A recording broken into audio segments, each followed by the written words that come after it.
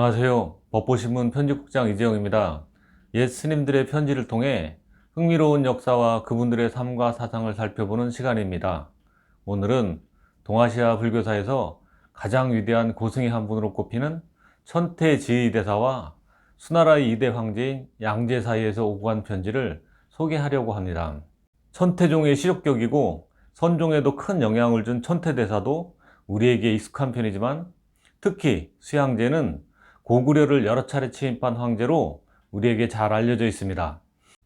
그런데 잔혹하고 백성의 고통을 아랑곳하지 않던 양제가 한때는 유마고사처럼 세간의 성자를 꿈꾸었다는 사실은 많이 알려지지 않은 것 같습니다. 천태대사와 수양제의 관계, 그리고 불신 깊은 수양제가 어떻게 몰락의 길로 걷게 되었는지 등에 대해 얘기하려고 하는데요. 먼저 천태대사가 수양제에게 보낸 편지 내용부터 읽어보겠습니다. 대왕께서는 국법을 지키면서 더불어 불교를 바로잡아 죄 지은 자는 다스리고 죄 없는 이를 공경한다면 공덕이 무량할 것입니다. 이런 일들은 본래 직접 뵙고 말씀드릴 일이지만 기회가 없으므로 창철지간의 유촉으로 남기게 됐습니다. 이건 역시 불법과 국토와 중생을 위한 것이라고 봅니다. 만일 능히 이런 뜻을 유념해 두신다면 반드시 공덕으로 돌아올 것입니다. 임종에 이르러 구슬하고 보니 말할 기운마저 세잔해졌습니다. 부디 대선지식을 만나 보리를 기약할 수 있기를 바랍니다.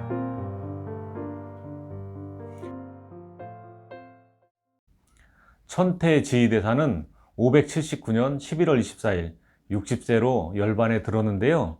이 편지는 임종을 얼마 앞두고 쓴 글입니다.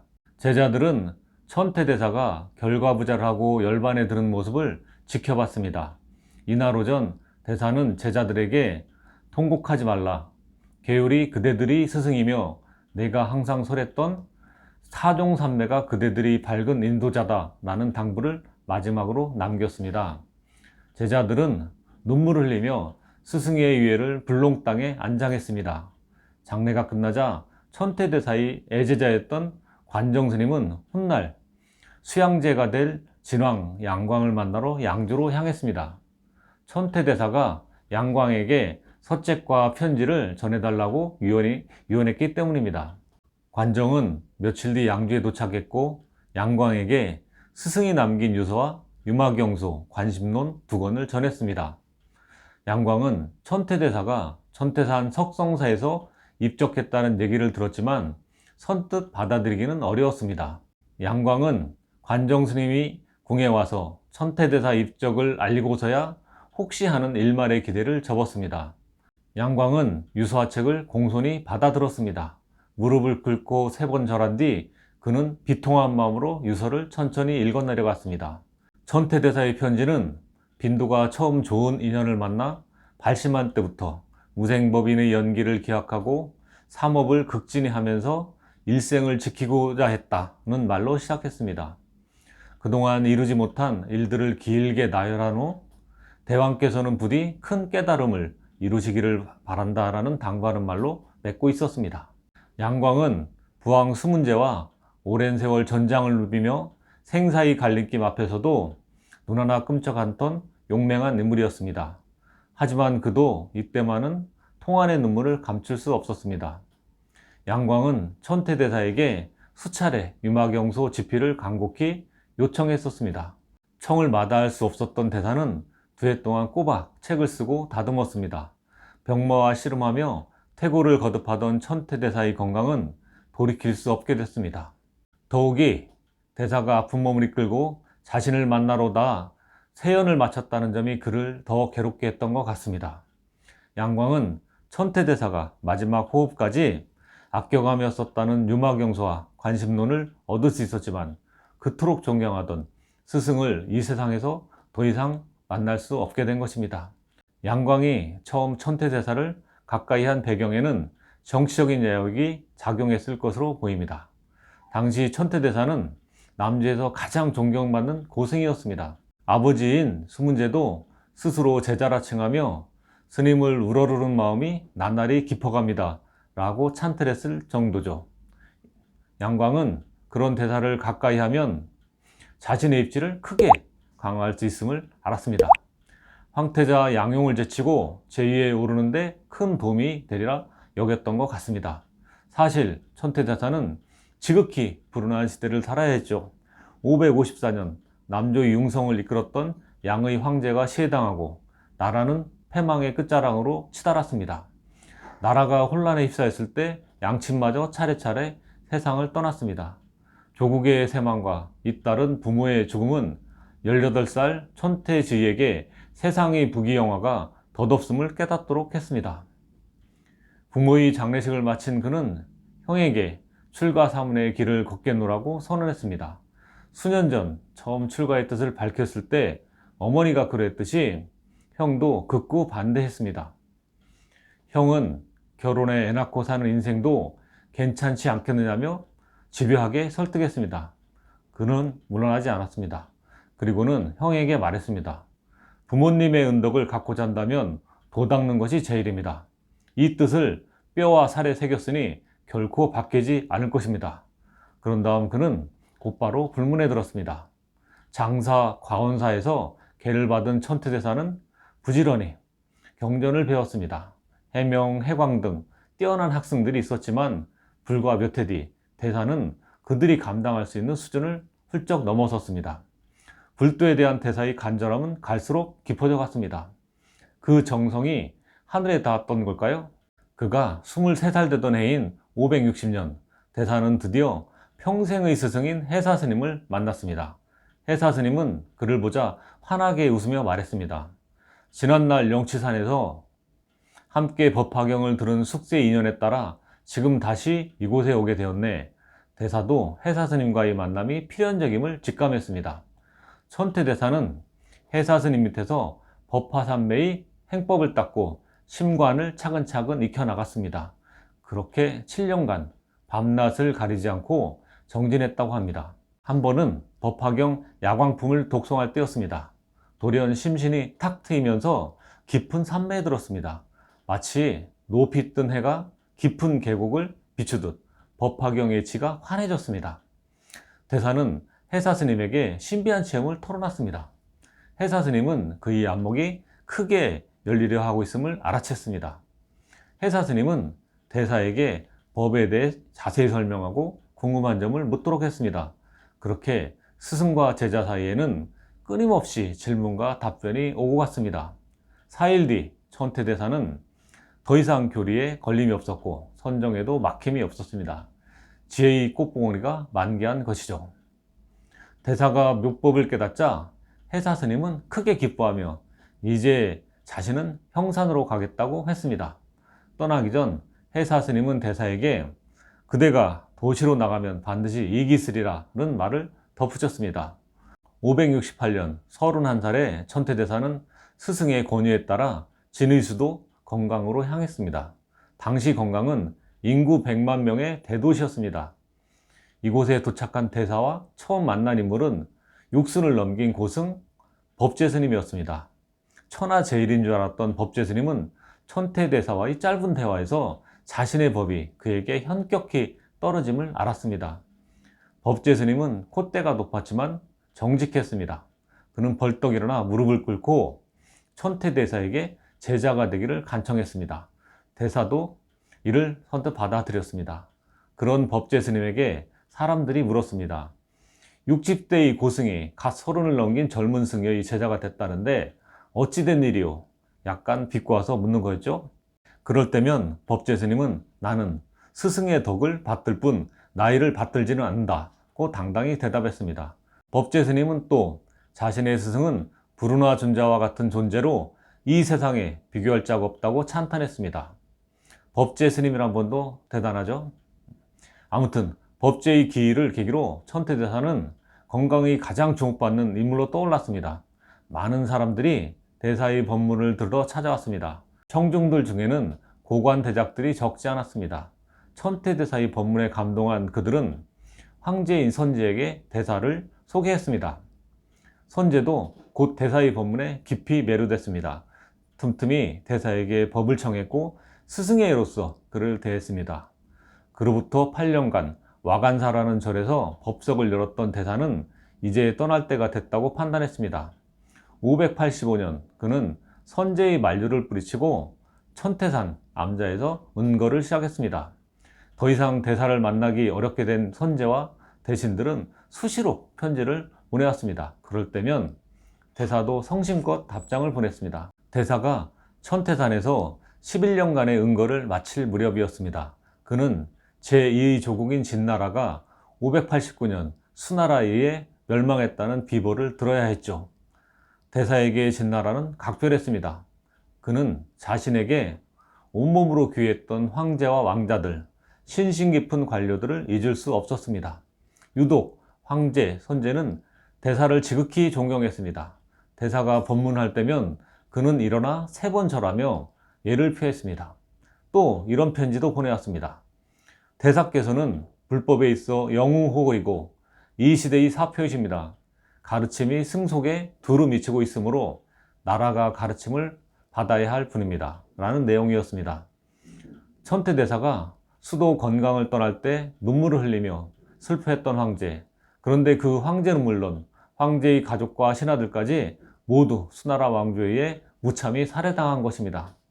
전쟁과 살육이 끊이지 않던 시대, 아무리 고생이라지만 천태대사가 느꼈을 허무감은 대단히 컸을 게 분명합니다.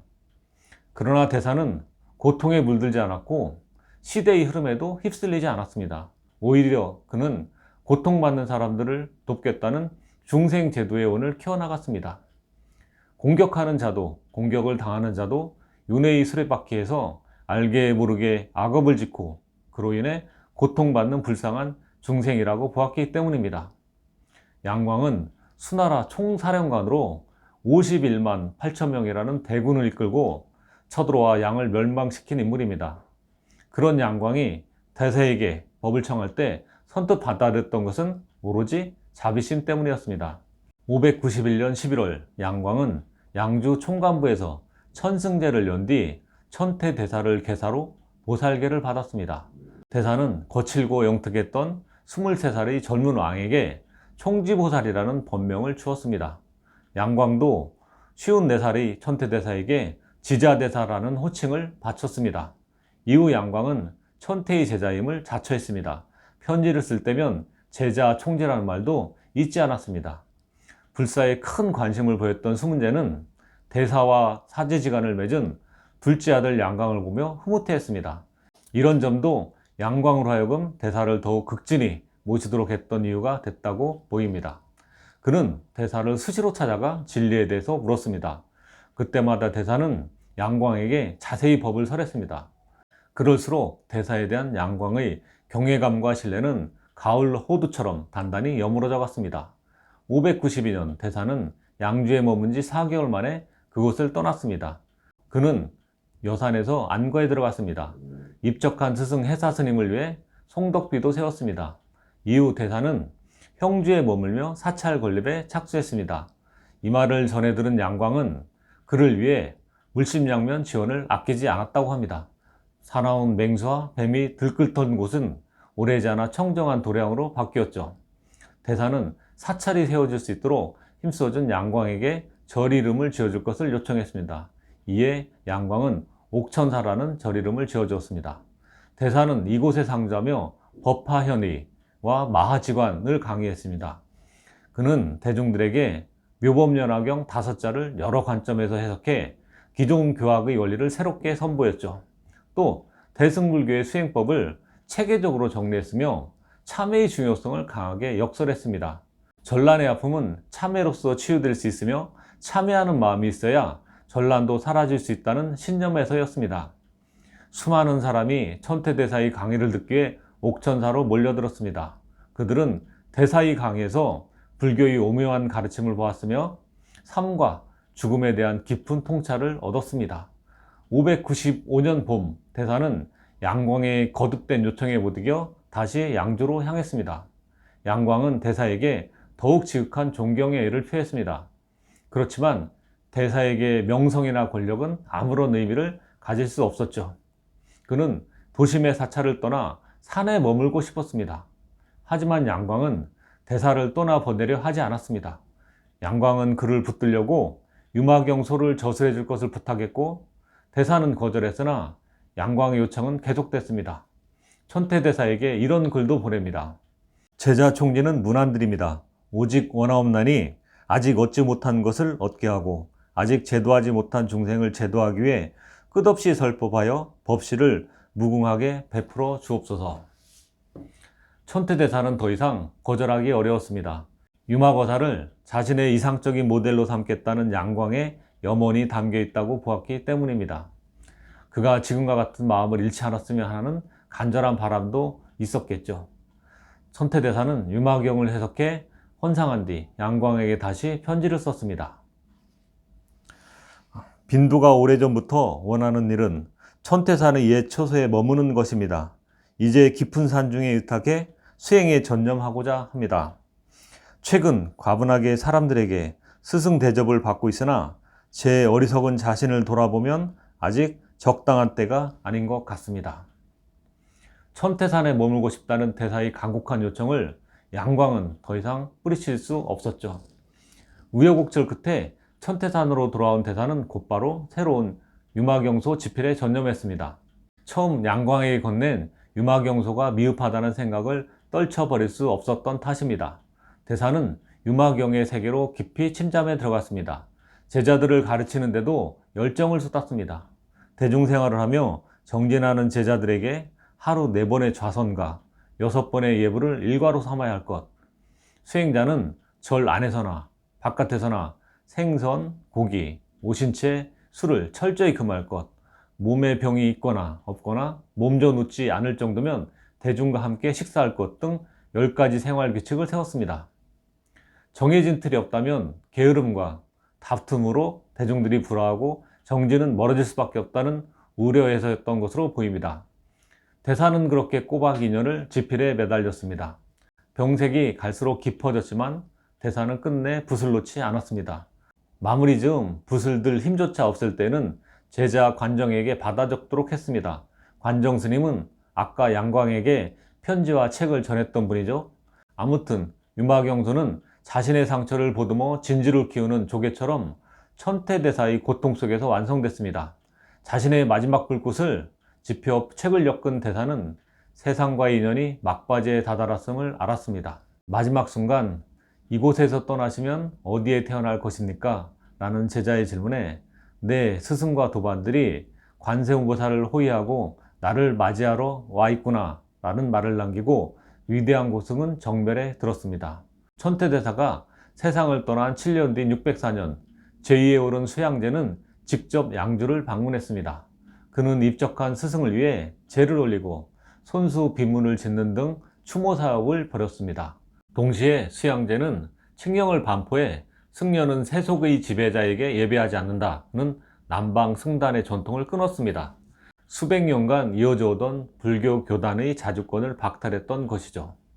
수양제는 예와 율령을 정비하는 등 여러 업적을 남긴 것은 분명합니다. 하지만 그는 장안과 낙양을 연결하는 1794km의 대운하 건설과 여러 차례에 걸친 고구려 침략으로 민심을 등졌습니다. 유마의 꿈과 멀어진 그에게 백성들은 반란으로 화답했고 618년 역모를 꿈꾸던 신하에 의해 암살당하고 말았습니다. 오늘날 우리 불교계를 대표하는 종단에는 천태종이 있습니다. 이 천태종의 시작이 오늘 소개했던 천태 지휘대사에서 비롯됐습니다. 이 역사가 오늘날까지 이어지고 있다는 점은 어찌 보면 경이롭고 참으로 소중한 일이라고 할 수 있습니다. 천태 지휘대사와 수양제가 나눈 편지는 도선율사의 속고승정과 관정스님의 국청백록에 수록되어 있습니다. 다음 시간에 더 새로운 편지로 찾아뵙겠습니다. 감사합니다.